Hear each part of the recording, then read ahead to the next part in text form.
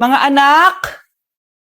Aba, tanghali na wala pa rin gising? Naku, sinasabi ko sa inyo, pag ako namatay, kawawa kayo! Ano ba yan? Umagang-umaga. Ang dami sinasabi ni nanay. Mga pinagkainan nyo kagabi, hindi kayo marunong magligpit. Ang tatanda nyo na, parang pa rin kayo mga bata. Kailangan gisingin natin pagluto. Grabe si nanay. Nauna pa magpagising kesa sa alarm clock ko. O Kyle, kakagising mo lang? Nay, hindi pa po ako natutulog. Ano? Diyos ko po! Nung kabataan namin, 7 p.m. pa lang, tulog na kami. Tapos, ang gising namin, 4 a.m. para pumasok sa school. Walaan ko, nay. Tumatawid pa kayo ng bundok tsaka ilog para mag-aral, no? Oo, buti nga kayo may hatid sundo pa eh. Scarlett! Ayan na, magkikis na sila. Aba, parang anak ng mayaman na. Prinsesa ka? Nay naman eh, ang init-init eh. Hindi ako nagtatain ng pera, Scarlett, ha? Nagtitipid ako ng kuryente, kaya matuto kayo magtipid. Kaya gamitin niyo tong 2-in-1 stand and desk fan from Tough Mama. Di ba ang aesthetic? Meron tong 4-speed control, kaya sobrang lakas nito. O di ba ang lakas? At syempre, matibay. Di kagaya ng relasyon nyo. Lo, magluluto na nga lang ako.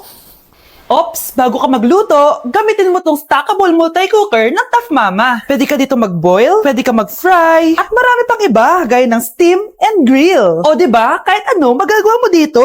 Pati pag move on sa ex mo. Bakit ang sakit mo naman magsalita, Nay? Wow, ganito pala yung tsura sa loob ng airplane. Hi ma'am, welcome to Kifi Airlines.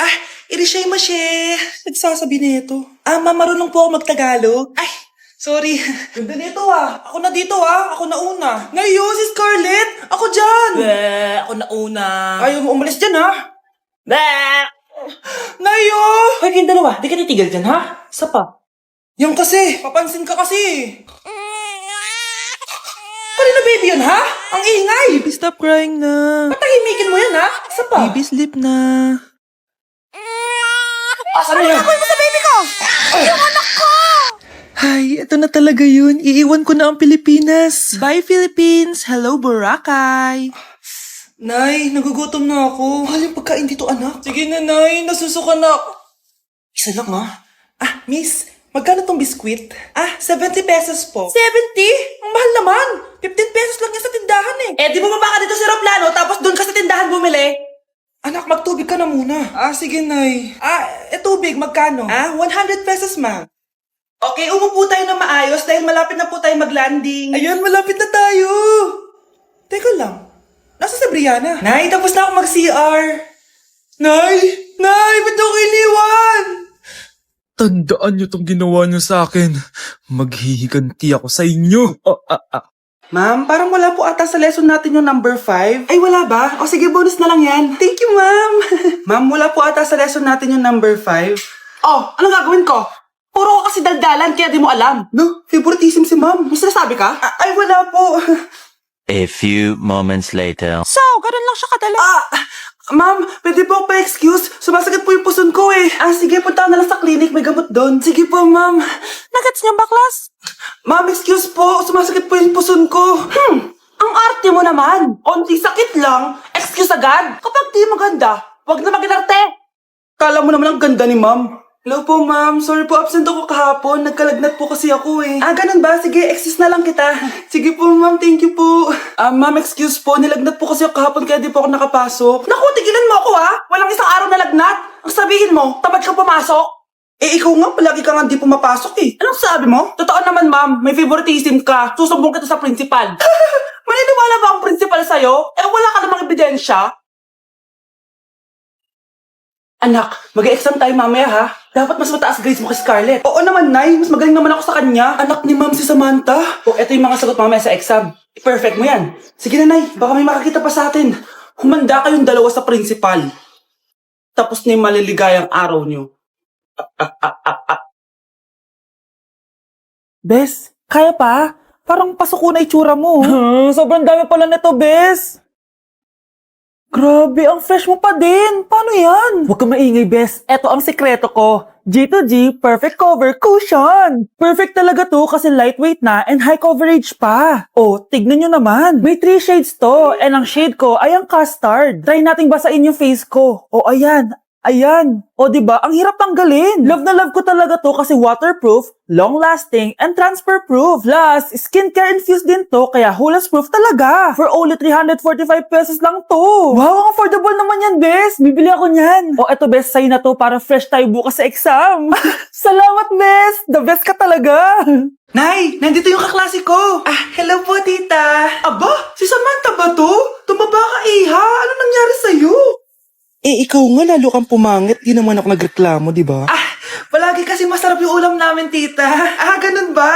O siya, kumain na tayo dito, Iha. A few moments later. Babe, ano ba? Kumakain ako. Ikaw naman next. Iha, wala ka pa rin jowa hanggang ngayon? Wala ba nagkakagusto sa'yo? Ay, required na pala magka-jowa. Ikaw nga iniwan ng asawa, di ba? Study first mo kasi ako. Sus, narinig ko na yan, Iha. Anay, ano pong luto to? Tinola yan, anak. Di ba ang sarap? Ako pa ba? Ay, tinola pala to, tita. Akala ko kasi sinigang ang asim eh. Walang yatong batang to Ganun ba? Baka kasi di ka pa nakatikim ng masarap na tinola. Kain muna tayo. Ay, masarap po talaga magluto yung nanay ko. Kapag nagluto yun, lasang tinola talaga. Aba, sinasabihan mo ba ako hindi marunong magluto? Sinabihan mo nga ako mataba? Kumalma kayo. Maldita! Mapanlait! Walang modo! Ang baho ng hininga mo! Tumigil na kayo! Anak, huwag na kayo mag-away! Nay, bakit nandito ka? Dahil siya, ang totoong nanay. Siya yung totoo ko, nanay?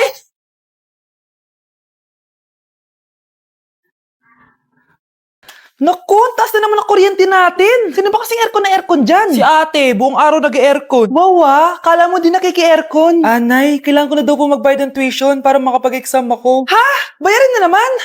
Sige anak. Nay, due date na pala ng internet natin. Baka maputulan tayo. Oh, isa pa yan. Naku, sabay-sabay na. Oh, wala na naman pala naman to ref natin? Naku, kailangan na natin mag-grocery. Nay, nagpadala na daw si tatay. Ay, buti naman. Umulan pa, patay. Paano kaya pupunta sa remittance center neto? Ano ka ba, Nay? Nagpadala si tatay via GCash at may bonus credits pa. Wow, high-tech na pala anak. Paano yung mga bills natin? Pwede din yan sa GCash, Nay. Ayan, kaka-cellphone mo yan. Ay, mali. Kaka-GCash mo yan. Kaya magpadala na sa GCash dahil diretso sa GCash wallet mo ang remittances abroad. Hindi ka nalalabas ng bahay dahil hassle-free at 24/7 tong available. At wala tong transfer fee sa mga verified users. Just open your GCash app and go to your GCash wallet. Itap nyo lang yung cash in at go to global banks and partners. Hanapin mo lang kung saan remittance partner siya nagpadala. I-enter mo lang yung mga kailangan na details at makukuha mo na agad yung pera, o diba? Grabe anak, ang bilis na pala ngayon. O diba, Nay? Kaya mo? I-GCash mo! Iba na talaga ngayon, no? Nung panahon namin, ang layo pa ng pinupuntahan namin para makapagpadala. Hulaan ko, Nay, tumatawid pa kayo ng bundok at ilog, no? Nay, girlfriend ko nga pala. Hello po, tita. Wow, ang ganda mo naman, Iha. Siyempre, Nay, pogi ako. Dapat maganda din yung girlfriend ko. Hello po. Oh, anak, wala ka pang ipapakilala sa akin? Sinong ipapakilala ko sa inyo, Nay? Ha? Wala ka pa rin jowa hanggang ngayon? Wala pa po, Nay. Ayaw po nila lahat sa akin. Kaya di ka nagkakajowa kasi ang pangit mo. Grabe ka sa akin. Kahit pangit ako, maganda pa rin ako. Hay, grabe ka sa kapatid mo, ha? Ikaw nga amoy putok eh. Ang baho mo. Ikaw pala yung mabahong palagi ko na amoy. Di bali, anak. Itry mo itong nakita kong app. Tandu. Alam po yan, Nay. Marami kang makakamatch dito. Kahit saan man sa mundo. Magkakajowa ka na, anak. Talaga, Nay. Kaso paano ko sila makakausap? Bobo ako sa English. Ayan, di ka kasi nag-aaral na maayos. May auto-translate to, so magkakaintindihan pa rin kayo. Wow, Nay! May nakamatch na ako! Ang pogi niya! Sabi sa'yo, magkakajowa ka na eh. Patingin nga, anak. Kaso parang may kamukha siya, Nay, no? Bakit po, Nay? Tatay mo yan, nakamatch mo eh. Ha? Tatay? Bakit may ganito si tatay? May kabit yung tatay mo! Anak, kain ka na oh.